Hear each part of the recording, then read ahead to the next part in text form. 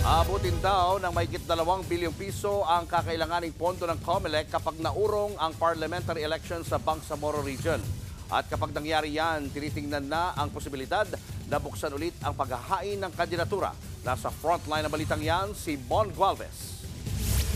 May listahan na raw ang Commission on Elections kung magkano ang kakailanganing dagdag na pondo kapag tuluyang ipinagpaliban ng parliamentary elections sa Bangsamoro Autonomous Region in Muslim Mindanao o BARM sa May 12.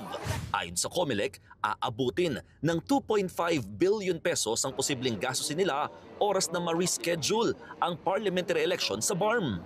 Sineperate nyo ito, iba po yung mga bayad sa guro o yung ating honoraria, yung lahat ng election paraphernalia, iba rin pong set ng mga balota. Practically po as if magkukonda ka ng special election sa buong rehiyon. Sa ngayon, sinertipikahan na as urgent ni Pangulong Bongbong Marcos ang panukalang batas para ipospon ang eleksyon na ito sa BARM. Ipinagpaliban na rin muna ng COMELEC ang pag-iimprenta ng mga balota para sa parliamentary elections. Dahil kailangan din daw munang linawin ng Bangsamoro Transition Authority kung paano i-distribute ang 7 parliamentary districts na nawala sa Sulu matapos itong alisin sa rehiyon. Dahil dito, posibleng buksan daw ulit ang paghahain ng Certificate of Candidacy sa BARM at mabago pa ang mga balota. Pero pag-ilinaw ng COMELEC, tuloy pa rin ang botohan sa BARM. Pagdating naman yan sa national at local positions, kabilang mga senador hanggang sangguniang bayan. Samantala, muli ring nanawagan ng COMELEC sa Philippine National Police para suspindihin muna ang Oplan Katok o pagbabahay-bahay ng mga pulis para i-check ang mga baril ng mga gun owner habang umiiral ang election period at gun ban.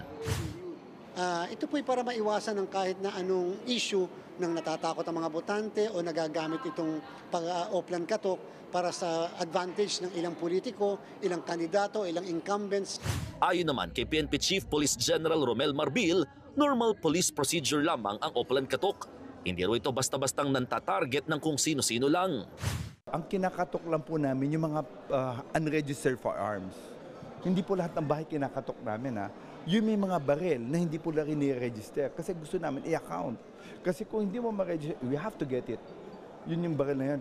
Git pa ni Marbil, hindi naman nabago ang Oplan Katok. Ginagawa na raw nila ito noon pa kahit may eleksyon. Kung datos do kasi ang titignan, nasa 1 milyong mga baril na ang pasuna ang lisensya.